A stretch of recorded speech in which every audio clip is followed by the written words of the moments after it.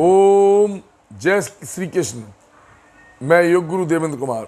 दोस्तों, आज ज्ञान के अथाह समुद्र श्रीमद् भगवद गीता की सत्संग चर्चा करेंगे। दोस्तों, भगवान श्री कृष्ण ने अभिमान में भरे हुए उन लोगों को बड़ा सुंदर उपदेश श्रीमद् भगवद गीता के दूसरे अध्याय के 26वें श्लोक में बड़ी सुंदर बात कही है।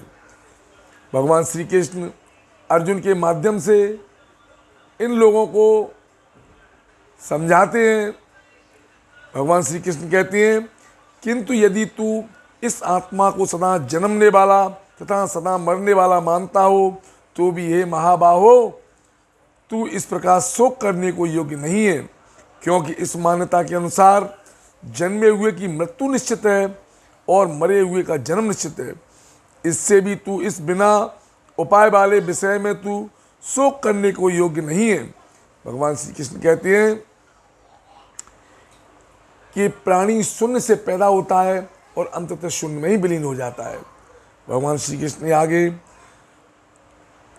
गीता के दूसरे अध्याय के 28वें श्लोक में कहा है, हे अर्जुन, संपूर्ण प्राणी जन्म से पहले अप्रकट थे और मरने के बाद भी अप्रकट होने वाले हैं, केवल बीच में ही प्रकट हैं। फिर ऐसी स्थिति में शोक क्या करना। भगवान श्री कृष्ण ने यहाँ ऐसे अभिमान से भरे हुए लोग, गलत कामों में फंसे हुए लोग, उनको समझाया कि तुम कुछ समय के लिए प्रकट हो, इसमें तुम अच्छा और बुरा जो भी कुछ करोगे वो तुम अपने साथ लेकर के जाओगे। भगवान श्री कृष्ण ने आत्म कल्याण के लिए गीता के दूसरे अध्याय के 61वें श्लोक में बड़ी सुंदर बात कही है।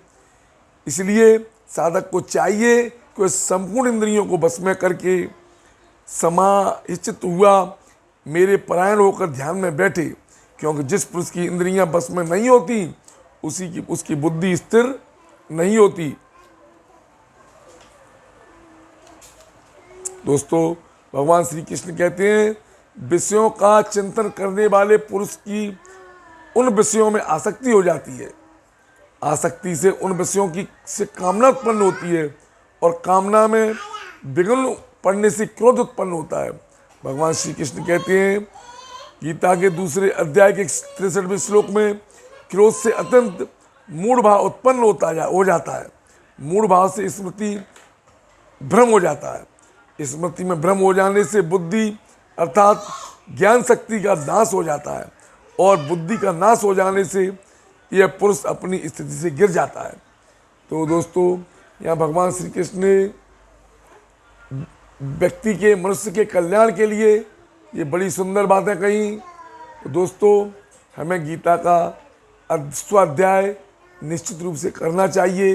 ये हमारे सनातन धर्म की अनुपम निधि है। इसे घर घर इसका पाठ पाठन होना चाहिए, इस पर अध्ययन होना चाहिए। इससे घर में सुंदर वातावरण पैदा होता है, घर में प्रेम और भाईचारा पैदा होता है। जय हिंद, जय श्री कृष्ण। दोस्तों।